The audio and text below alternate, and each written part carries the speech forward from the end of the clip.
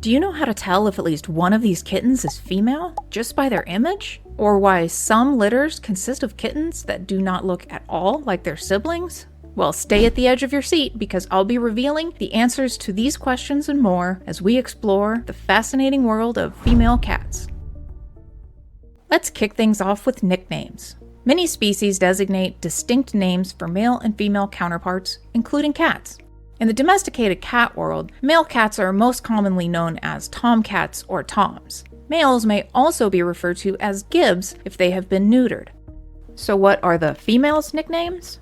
Molly is the general designation for female cats who have been spayed and can no longer have kittens. The term Molly is used for both cats who have never had kittens and for cats who were spayed after having kittens at any point in their life.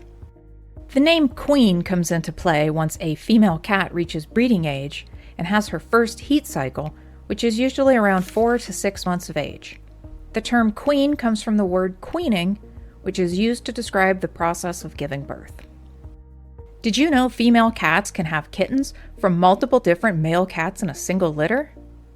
This can happen because female cats are induced ovulators, which means they don't release eggs until they have mated. It can take several matings to stimulate ovulation, so a female cat may mate several times and potentially with several different males over a period of days.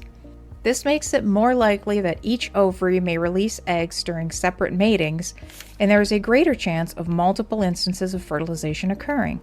This is why a single litter of kittens can feature an astonishing variety of colors and patterns. If the female cat doesn't mate, the eggs aren't released, and the cycle is repeated about 2 weeks later. Did you know cats can have a dominant paw, just like humans can have a dominant hand? Studies have shown that female cats tend to favor their right paw when doing activities such as swatting at toys or catching prey. Why does this matter? Well, your cat's dominant paw might actually reveal a little bit about how they interact with their environment. Like with humans, the left side of the body is controlled by the right side of the brain, and the right side by the left side of the brain. The left brain processes positive emotions like excitement and happiness and focuses on familiar and non-stressful behavior. The right brain processes negative emotions and responds to unfamiliar or uncomfortable situations with a need to escape. So if a cat is right-pawed, they may tend to be more playful and confident, and left-pawed cats may be more aggressive or fearful. Keep in mind this is not an exact science, so that doesn't mean each cat will exhibit these traits or behaviors based on their dominant paw.